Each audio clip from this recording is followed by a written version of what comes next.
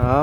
กับทักทายสบายดีพ่อแม่พี่น้องเนาะเบิดทุกคู่ทุกคนพี่น้องเอ๋ยบ่ว่าจะอยู่ทางในประเทศเนาะหรือว่าต่างประเทศพี่น้องเอ๋ยตอนนี้เฮาอยู่ที่นี่พี่น้องบ้านโนนทางเมืองจำพรแขวงสะวรรณเขตพี่น้องเอ๋ยเฮาสิพามาเบิ่งมาชมภาพบรรยากาศภายในบ้านโนนทางเนาะว่าสิเป็นจังไดมาเบิ่งมาชมไปนำกันเลยพี่น้องเอ๋ยตอนนี้เฮาก็อยู่ที่เขตบ้านโนนทางเป็นที่เรียบร้อยแล้วพี่น้องเอ๋ย บรรยากาศมันอาสีมันเมื่อยเด้อพี่น้องเพราะว่าเอาถ่ายยอดแสงเนาะสาวบ้าน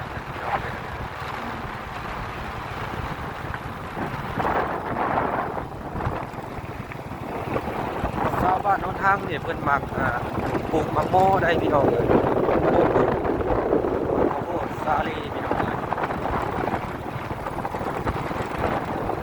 ช่วงนี้ก็เป็นช่วงฤ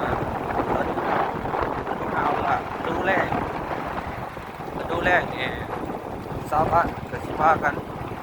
ลูกมะม่วงปลูกมะแตงปลูกมะม่วงสาลีพี่น้องภาพบรรยากาศบ้านเรือนของเพิ่น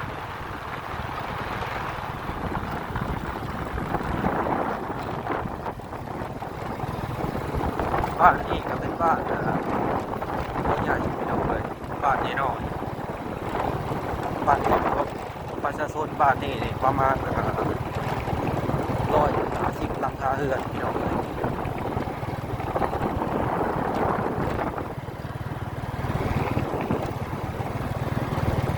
เขตนี้นี่คือเขตนอกของหมู่บ้านพี่น้องเลย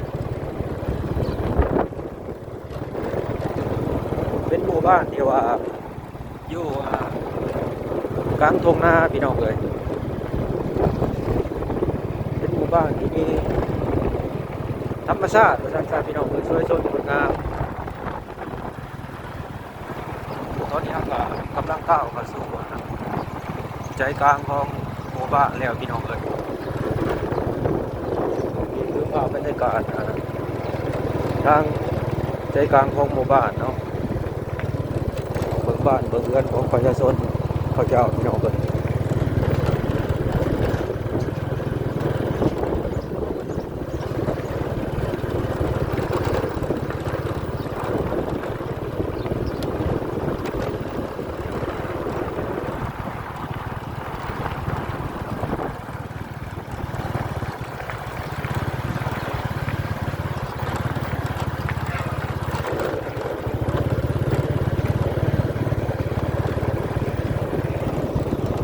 อันนี้ก็คือหวานบ้านโนนทังพี่น้อง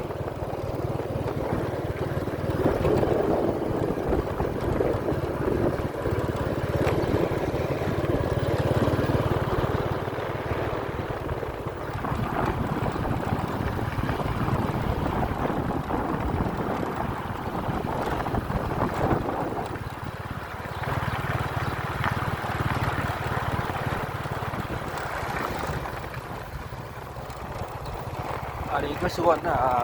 มากระโพดซาลีของชาวบ้านเพื่อนพี่น้องเลยกำลังงามเลย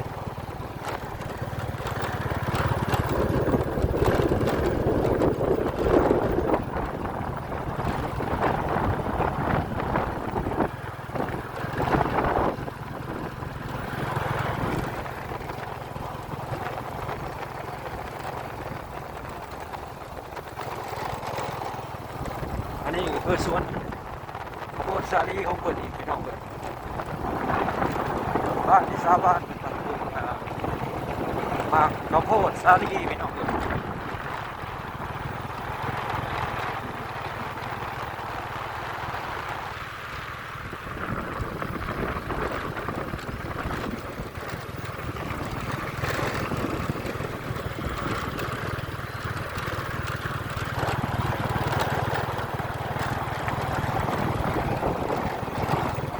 ตอนนี้เขาก็ฮอด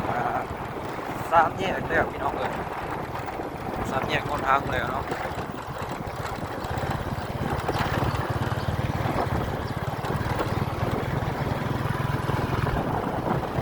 ทางด้านนี้ก็คือหัวขามห้วยขาวพี่น้องเลย ภาพบรรยากาศจุ